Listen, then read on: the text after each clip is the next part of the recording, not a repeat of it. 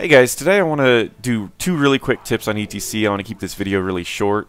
These tips are more for new players that are getting into E.T.C. So the first thing that I want to share is that a stun is a very long stun. It's 1.25 seconds. That's the same amount of stun as varians taunt right now, which everyone knows is a really strong stun as well, or, well, a taunt. So using this, a lot of times what people will do is they will walk up and they will Q first, and then they'll just immediately use the W. And while that is a good way to get distance on the enemy, you don't need to do that. You can use your Q, you can get a couple auto attacks off, body block, and still get your W off right afterwards. And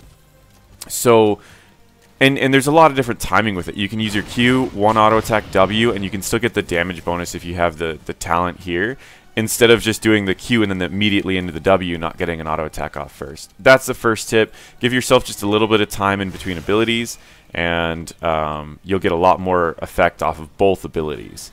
The next thing is that your mosh pit, oftentimes people walk away from it. So if I was just trying to walk up to this person in mosh pit, you can see she's running away. But the Q stun is longer than the cast time of the mosh pit. So I keep seeing people where they will Q and then they'll try to walk into position and then they'll try to mosh pit more people. But it's a lot easier to just plan a Q that's going to hit enough people and then immediately mosh pit after. So I'm going to back up so that she can walk up a little bit closer so I can show this. So that's essentially how it works. She was stunned the entire duration of my cast time, even though she was out of the, really far out of range, and I was a little bit worried that Mosh wouldn't hit. It pretty much always does. So if you hit him with your stun, most likely you're also going to hit him with Mosh Pit. So that's the most effective way. If you're trying to mosh someone who can stun you, especially if they're the only person left on the team who can stun. Say they draft really poorly against an E.T.C. I don't know what that was. Say they draft really poorly against an E.T.C. and they only have one person that can stun. You can queue that one person and then immediately R, and there's no way that they can cancel it. So that's really what I wanted to show, those two tips.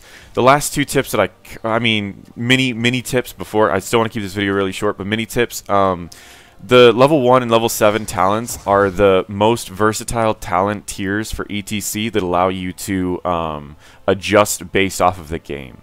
So level 1, you can give armor to everyone on your team, or you can heal everyone on your team.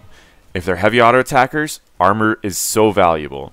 Level 7, Power Slide does more damage after you... your Face Melt does more damage after you Power Slide. This is good if you're roaming with your team and ganking. Echo Pedal, if you're going to be going global with Stage Dive, Echo Pedal is the only way you're going to be able to clear minions. And Hammer On allows you to do a lot of damage individually if you're solo laning or if you're just doing long fights with heavy melee teams. These two talent tiers are going to be your most important talent tiers for the versatility of E.T.C. in a variety of different games. I hope these 2.5 tips helped people out. If you're interested in more, feel free to, or if you have other tips for E.T.C., feel free to comment below. Thank you.